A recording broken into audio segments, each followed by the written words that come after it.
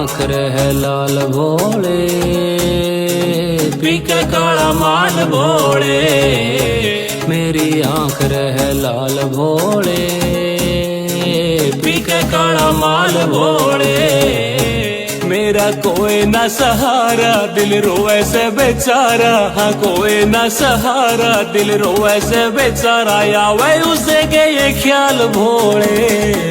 Hello guys, तो मेरा नाम है संदीप शर्मा। जैसे कि आप जानते हैं, आप देख रहे हैं SK शर्मा। आज मैं आपको बताऊंगा कि कावड़ क्यों उठाई जाती है, क्या इससे लाभ होता है, क्या क्या इसके नियम हैं।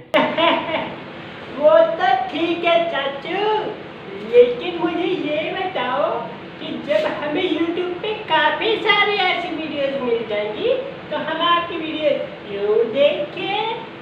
आपकी वीडियो में ऐसा क्या खास है? जय बोले शंकर की। Good question. तो गाइस, मैं आपको अपना पर्सनल एक्सपीरियंस शेयर करूंगा, क्योंकि इस बार मेरी भी पहली कावड़ थी। तो ये बात उस वक्त की है गाइस, उस जमाने की है जब समंदर मंथन हुआ था। तो गाइस, समंदर मंथन के वक्त देवताओं के सामने जहर निकल के आया।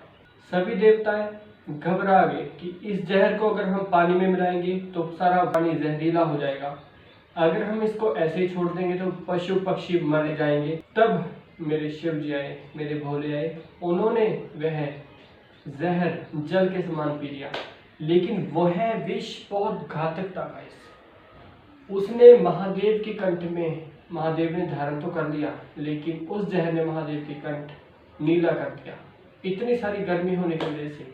तब किसी भक्त जनन ने अपनी सोच बुद्धि के अनुसार वहां से गंगा जल से लाके शिव जी का स्नान किया। तब से हरिद्वार से गंगा जल लाके शिव जी का अभिषेक किया। ऐसे ही हम पढ़ते हैं, श्री परशुराम जी ने और श्री रामचंद्र जी ने भी गंगा जल से शिव शंकर का अभिषेक किया। तो जान लेते हैं गाइस इसके क्या क्या नियम हैं, क्या फल प्राप्ति होती है। इससे हमारे भोले की जो कंठ में गर्मी है वो कम होती है, जिससे भोले प्रसन्न होते हैं। आप जानते हैं, अगर भोला प्रसन्न हो गया तो क्या नहीं हो सकता, सब कुछ पॉसिबल है। आइए जान लेते हैं इसके क्या क्या नियम हैं। पहला गाइस, अगर आप कावड़ लेके जा रहे हो, आपने ये जमीन पे नहीं रखनी। आप कहीं इसको स्टैंड पे लगा सकते हो, कहीं पेड़ पे टांग सकते हो, लेकिन जमीन से नहीं छूना चाहिए, नहीं तो गंगा जल अपवित्र हो जाएगा। नंबर 2 की बात कर लेते हैं। आपने जब कावड़ उठाई हुई है तो आप इसको ना तो सिर से लांग सकते हैं, ना ही आगे से चेन कर सकते हैं। इसको अगर चेन करना है तो आप जैसे यहाँ पे कावड़ है तो इसको पीछे से हम चेंज कर सकते हैं, या इधर से इधर अगर हमें कंधा चेंज करना हो, लेकिन हम इसको सर से नहीं टपा सकते। तीसरी बात गाइस, अगर आप कावड़ लेके जा रहे हो, आप जल नहीं पी सकते, तो कोई खा नहीं सकते। अगर आपको जल पीना है, बाथरूम करना है, बिस्किट वगैरह कुछ भोजन करना है, आप कावड़ रखेंगे, चाय पानी पिया, उसके बाद नहाएंगे, अपने आप को शुद्ध करके माथा टेक के फिर कावड़ उठाएंगे। नंबर 4 की बात कर लेते हैं गाइस। ये आपका घर पे नियम लागू होता है। जब तक आप कावड़ उठा रहे हो, आपके घर में तला भुना खाना नहीं बनेगा, आपके घर वाले नमक का प्रयोग नहीं कर सकते। ये भी माना जाता है कि अगर आपके घर वाले तला हुआ बनाएं या तड़का लगाएं तो वो तड़के के जो छींटे हैं आपके पैरों में दिखने लगेंगे, आपके पैरों में छाले हो जाएंगे गाइस। कई जने क्या होते हैं, हमारे ऐसे भैया के भक्त, ये ऐसे गंगा जल उठाते हैं, लेकिन अगर हम 4 नंबर पॉइंट की बात करें तो आपके कावड़ में गंगा जल में बांस का टुकड़ा होना चाहिए। बांस बहुत पवित्र माना गया है, कावड़ का एक नियम है। पॉइंट नंबर 5 गाइस, आप जब कावड़ यात्रा कर रहे हो, आप अपने मित्र को मित्र नहीं कह सकते, पापा को पापा, चाचा को चाचा, ताया को ताया नहीं कह सकते गाइस। हमने एक दूसरे का नाम रिश्ता नहीं लेना होता, क्योंकि सारे धर्म के जो हम रंग रूप का भेदभाव नहीं करते, जात पात का नहीं करते, तो हम एक दूसरे को भोला ही कहते हैं। तो 5वां पॉइंट हमारा हो गया कि हम एक दूसरे को भोला नाम से बुलाते हैं। नंबर 6 जो आवश्यक नियम है, यात्रा पैदल ही करनी होती है, नंगे पाँव। हम ना तो किसी गाड़ी का सहारा ले सकते हैं।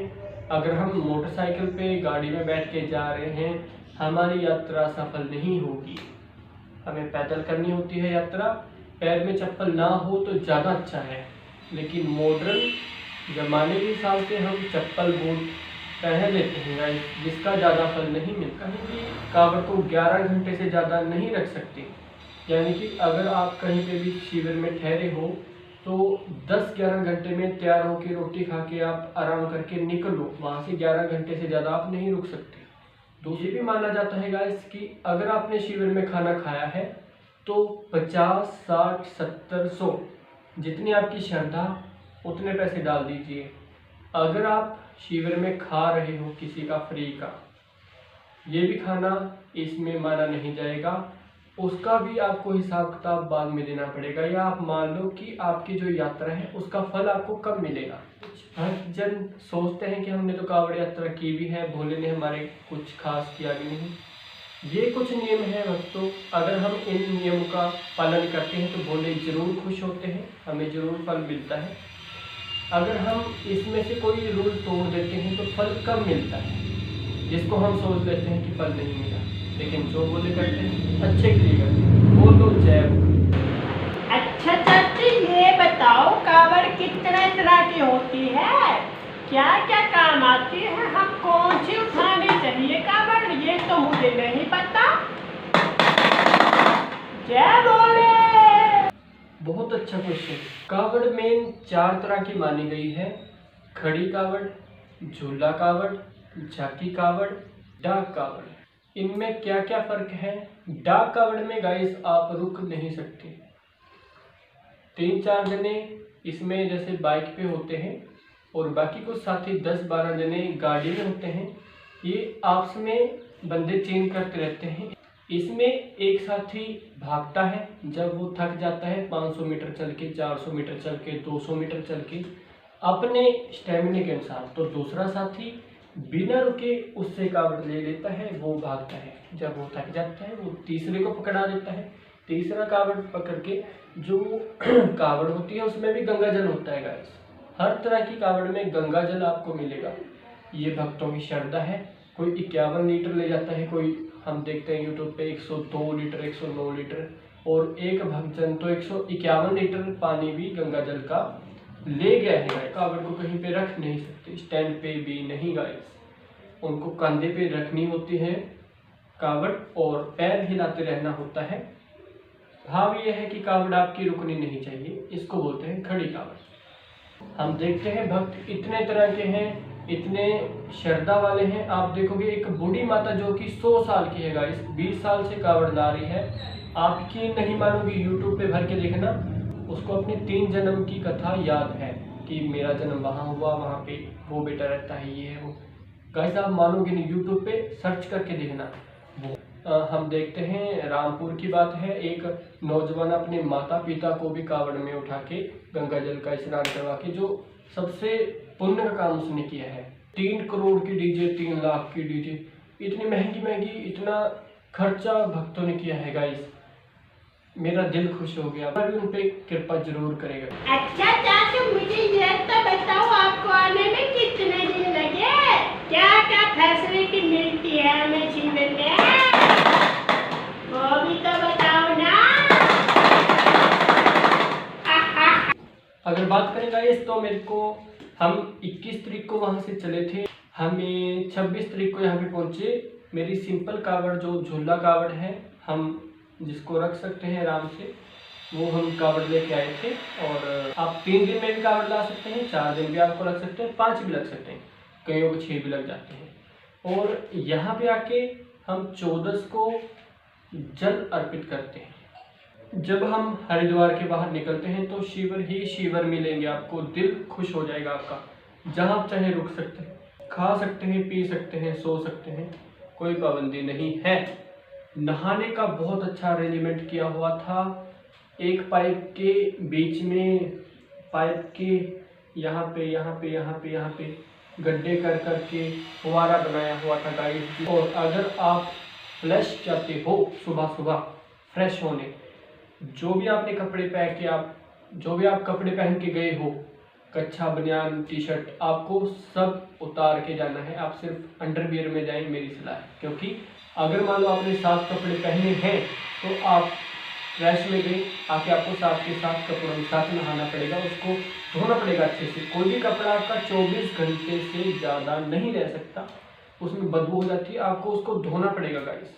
तो फ्रेश में जाएं, फ्रेश होने के लिए आप सिर्फ अंडरवियर में जाओ, फ्रेश होकर आराम से कच्छे में नहा लो, उसको अच्छी तरह से धो के आप अंडरवियर बदल सकते हैं या उसी को आप पहन सकते हो। 1-2 घंटे में वो सूख जाता है। मैं सुरक्षा दूंगा, मेरी सरकार सुरक्षा देगी। कावड़ यात्री चलेंगे नीचे, ऊपर से हेलीकॉप्टर से निगरानी करो, दूर दूर तक देखो। एक तरफ पुष्प वर्षा कावड़ यात्रियों पे करो, और अगर कोई दंगाई किसी कावड़ यात्री की सुरक्षा में सेंध लगाने का कुत्सित प्रयास कर रहा है तो उसको भी वहीं पर उसको निशाना बना लो। तो योगी जी ने जैसा कहा था, हेलीकॉप्टर से पुष्प वर्षा भी हुई और 500 मीटर के दायरे में बहुत सारे हमें शिविर भी मिले। उन्होंने कहा था कि अगर कोई गैर हिंदू हमारी कावड़ यात्रा में दखल अंदाजी करे तो उसका जवाब भी हेलीकॉप्टर से देना है। और नाके में भी गाइस हमें बहुत अच्छा लगा, बहुत सारे पुलिस वालों ने खुद हमें पूछा कि कोई तंग तो नहीं कर रहा, किसी तरह की कोई समस्या तो नहीं आ रही। एम्बुलेंस की, खाने पीने की, हर तरह की सुविधा उपलब्ध थी, लेकिन सिर्फ उत्तराखंड यूपी में, हरियाणा में बहुत ही कम शिविर थे। मैं हरियाणा सरकार से भी ये विनती करूंगा कि थोड़ा सा शिव भक्तों के लिए योगदान डालिए। जबकि हम देखते हैं कि हरियाणा के ही सबसे ज़्यादा भक्त होते हैं कावड़ यात्री। आप जब घर को आए, आपने घर में एंटर नहीं करना जब तक आपका जल नहीं चढ़ेगा शिव जी को। शिव जी को अभिषेक करवा के आप घर में एंटर कर सकते हैं, नहीं तो आप बेशक 1 दिन पहले पहुंच जाइए 14 से, या 2 दिन पहले आपको मंदिर में ही रुकना पड़ेगा। ये भी एक नियम है गाइस। अभिषेक के बाद आप पूजा कीजिए शिव जी की, और उसके बाद आप कोई भंडारा दे सकते हैं छोटा मोटा। अगर भंडारा नहीं कर सकते तो आप लड्डू बर्फी का कुछ भोग बांटना बहुत ज़रूरी है। ये भोग हम क्यों बांटते हैं? ताकि हमारे जो दुख हैं वो हम थोड़े थोड़े करके सब में बांट दें, हमारे दुख भी कम हो जाए, दूसरों को भी कोई फर्क ना पड़े। कुछ आपको जानकारी चाहिए हो इस बारे में, आप मुझे कमेंट सेक्शन में कमेंट करके पूछ सकते हैं। बोलो जय श्री राम, हर हर महादेव, जय मां भवानी।